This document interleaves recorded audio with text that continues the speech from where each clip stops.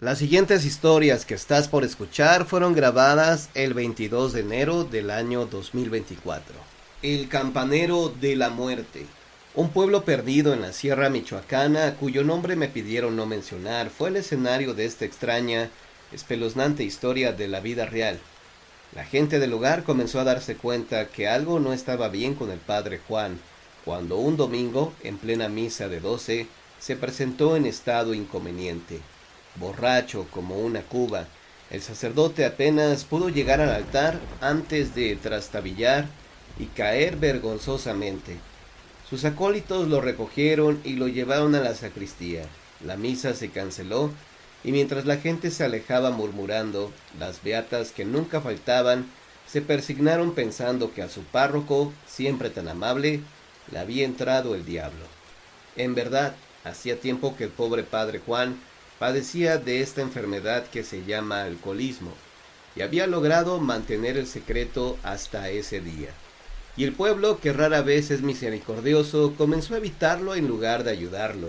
Cada vez menos gente asistía a sus misas, a pesar de que él había hecho promesas formales de regenerarse.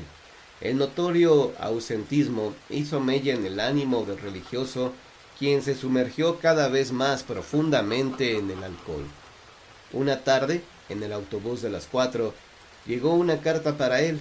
Era de la diócesis del lugar. Gente importante del pueblo se había quejado de su conducta. Se le ordenaba terminantemente que abandonara el pueblo y se presentara en la cabecera del estado para ser degradado con ignominia, es decir, le retirarían el hábito y dejaría de ser sacerdote. Fue más de lo que esta alma enferma y atormentada pudo soportar. Esa misma noche echó a vuelo las campanas y el pueblo se reunió ante la iglesia, más por morbo que por verdadera compasión. Grande fue la sorpresa y el escándalo que les causó ver al padre Juan, vestido con su indumentaria de oficiante, parado en lo alto del campanario y perfectamente sobrio. «¡Dios mío, perdóname!», gritó el sacerdote ante el pueblo silencioso. «Mensajero de la muerte soy. Acógeme, aunque no soy digno de acercarme a ti». Un grito unánime brotó de la multitud cuando el malogrado padre Juan saltó del campanario y fue a estrellarse contra el pavimento.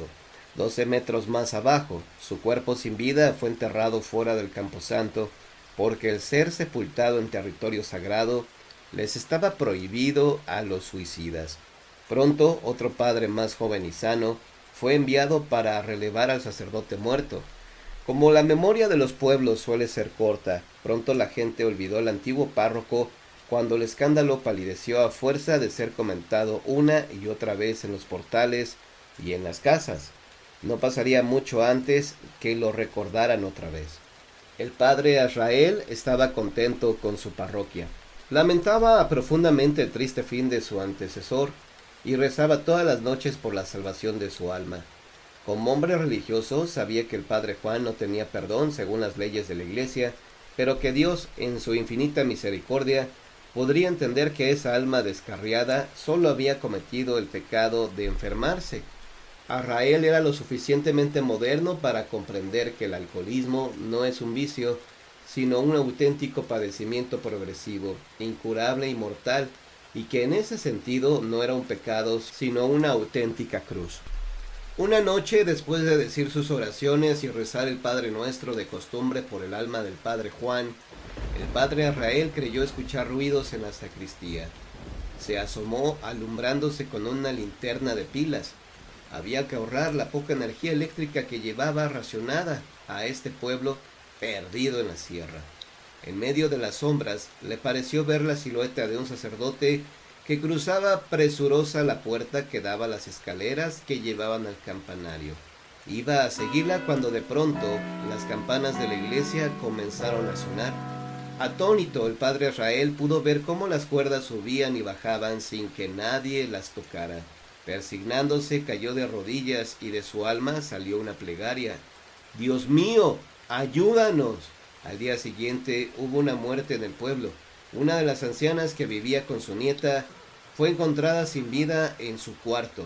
El médico del pueblo dictaminó que se había tratado de un paro cardíaco.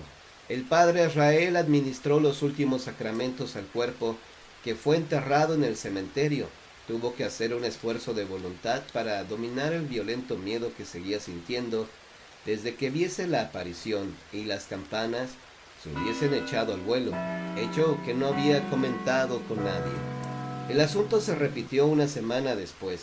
De nuevo, Israel escuchó ruidos en la sacristía y vislumbró la figura de un sacerdote que se parecía mucho al difunto padre Juan subir por las escaleras del campanario. Las campanas sonaron y a la mañana siguiente, 2 niños que habían salido al campo fueron encontrados sin vida. Se habían ahogado en el río. 2 veces más y otras 2 muertes inesperadas. De pronto el pueblo comenzó a atar cabos. Eran varios los que juraban que muy tarde en las noches anteriores a los decesos habían visto al padre Juan cruzar la plaza principal.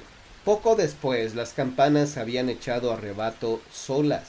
Esto siguió hasta que el pueblo, poseído de un temor religioso, comenzó a esperar con angustia el tañido de las campanas anunciando el siguiente deceso.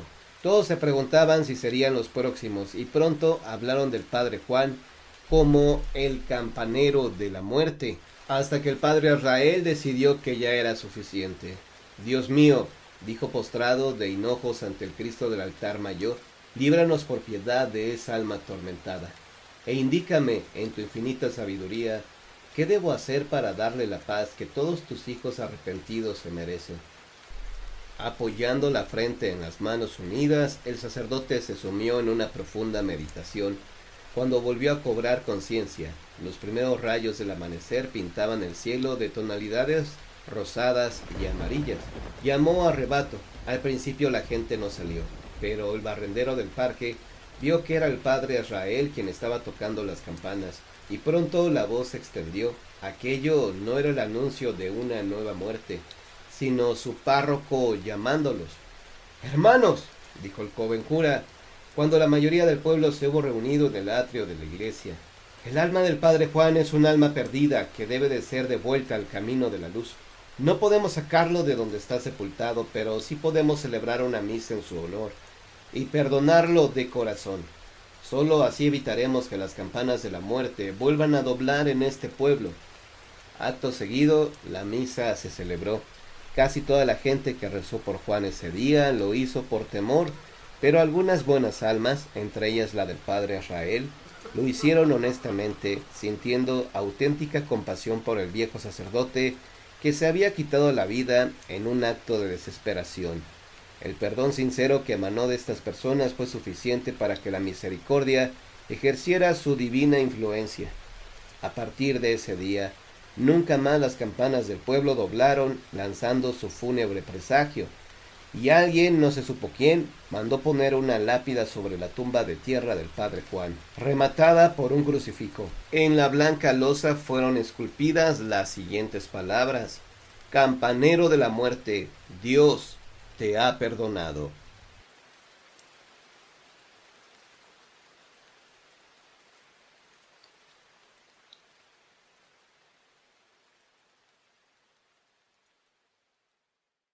El campanario maldito en la Ciudad de México. Las historias y leyendas que existen sobre los conventos son innumerables. Ahora toca relato de una que es muy impactante por lo que se verá más adelante, y porque nadie sabe en realidad lo que sucedió. Todo comenzó el día en que el padre del convento recibió visitas.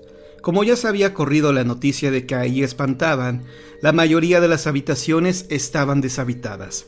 Sin embargo, el padre no estaba tan convencido de ello. Hacía tiempo alguien le comentó que en el campanario espantaban. Dicho suceso consistía en la aparición de un señor vestido de negro, pero él no lo creyó. Esa noche recibía a personas muy importantes del ámbito religioso, y era necesario alojarlos en las mejores habitaciones. Pero cuando llegaron las personas, notó que entre ellas había alguien a quien no esperaba, lo cual, por supuesto, no le importó. Al contrario, se sentía muy a gusto con su visita. Las horas pasaron entre plática y plática, por lo que se acercaba la hora de irse a dormir. Para entonces, el padre ya tenía resuelta la forma en que se quedarían. La habitación que él ocupaba se la dejaría a la persona que llegó sin previo aviso, mientras él se dormiría en el campanario. Así lo pensó y así lo hizo. Pronto llegó la hora en que se desearon que pasaran buenas noches, y el padre se llevó su ropa de dormir al campanario, las cuales se componían solo de un par de cobijas. Las horas transcurrieron como de costumbre, lo que lo hacía pensar que todo lo antes dicho eran simplemente supersticiones. No había nada a qué temerle. Esa noche el viento estaba soplando como de costumbre, solo que en cuanto dieron las 12, empezó a rociar el aire. No pasaron más de 2 minutos cuando se dejó oír un grito aterrador. Todos los visitantes se levantaron de golpe pensando que algo le acontecía al padre. En vano fueron sus intenciones de subir al campanario porque el padre ya estaba abajo. No le costó demasiado trabajo detenerlos. El padre, además de presentar un gesto de horror, los cabellos blancos, sus manos le temblaban y la voz apenas si le salía. ¡Padres! ¡Padres! ¡No vayan arriba! ¡No vayan arriba!, decía con temor. Nadie alcanzaba a comprender lo que estaba pasando. El padre no decía palabra alguna. Solo se exaltaba cuando alguien mencionaba que iría a inspeccionar. Cuando por fin lograron calmarlo, solamente dijo: ¡Cierren el campanario! ¿Qué?, preguntaron todos. ¡Que cierren el campanario! No les diré qué fue lo que vi, pero quiero que cierren el campanario. Estas palabras fueron cumplidas como órdenes, pues nadie de los presentes ante tal escena se sintió capaz de contradecirlo. El padre finalmente falleció sin revelar qué fue lo que vio aquella noche en que sus cabellos se le blanquearon. Todos los que lo conocían siempre se preguntaron cuál fue la causa de su decisión, el porqué de cerrar el campanario dejando enmudecida a la iglesia. Pero nadie, ni con el paso de los años, pudo resolver el misterio. De todos era sabido que aquel padre era un hombre muy valiente, una persona que no se dejaba doblar por nada. Los años han pasado y el padre se llevó a la tumba el secreto. En cuanto al campanario, nadie lo ha vuelto a abrir por respeto a la decisión del padre, quien se encargó de que todos le prometieran que nunca más abrirían ese lugar. Y si a usted ya le nació la duda de saber cuál es la iglesia, solo le voy a recomendar que para saberlo, vaya al centro a la hora en que se ofician las misas y descubra por usted mismo cuál es la iglesia que no repica sus campanas. Estoy seguro que esa es la iglesia que tiene el campanario maldito. El fantasma del campanario, leyenda de Zacatecas. Esta historia ocurrió en Fresnillo.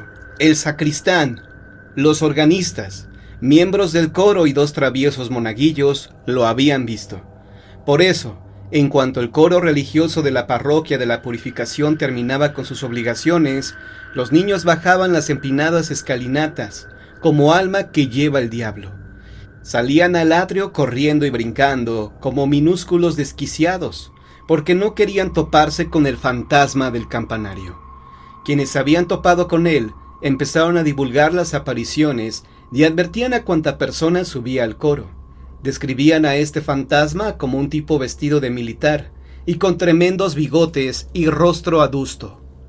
El militar, decían, siempre se aparecía en el mes de febrero, pero luego comenzó a hacerlo en cualquier fecha, precisamente cuando más personas andaban en el atrio, o subían al coro o al campanario.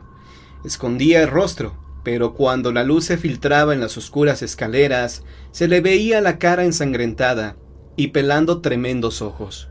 En una de las manos traía una enorme pistola y en la otra un sable.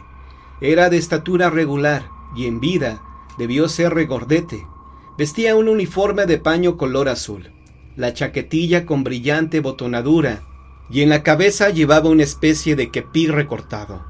Calzaba una especie de bota militar alta y muy lustrada. Parecía ser muy mal hablado. Para conocer su identidad, muchas personas se dieron a la tarea de investigar los hechos ocurridos en ese lugar. Así es como llegaron al sangriento episodio ocurrido ahí mismo en el año de 1913. Supieron de un enfrentamiento a tiros entre las fuerzas del general Pánfilo Natera y las de José Natividad del Toro, que al parecer era el jefe de la cordada en Fresnillo. Del Toro se refugió con varios elementos armados en el campanario, y de ahí abría fuego contra las tropas del general Natera. La lluvia de metralla venía de todos lados, de abajo hacia arriba y viceversa. A pesar del fragor del combate, no se podía sacar de su escondrijo al del Toro, y para hacerlo bajar de la torre, se prendió fuego a gran cantidad de chile seco que se apiló en la entrada del campanario. De esa manera bajaron de la torre, no así su jefe, el cual prefirió quitarse la vida antes de ser aprehendido por Natera. Su cuerpo ya sin vida fue bajado a rastras por sus subalternos, dejando manchas de sangre en los peldaños de la escalinata. La gente del Toro fue fusilada al capturárseles en el mismo atrio. Fue así como desde esa fecha, el fantasma de José Natividad del Toro, aquel comandante de la cordada en Fresnillo, había vuelto al lugar donde se quitó la vida. Algunos lo han visto todavía en el primer nivel del campanario, otros en el atrio, y creen que es un vigilante. Pero cuando observan con mayor detenimiento a este personaje, se dan cuenta que su vestimenta y estampa no corresponden ni son de estos tiempos. De inmediato se retiran del lugar, porque son muy pocas las personas que en realidad quieren toparse con un fantasma.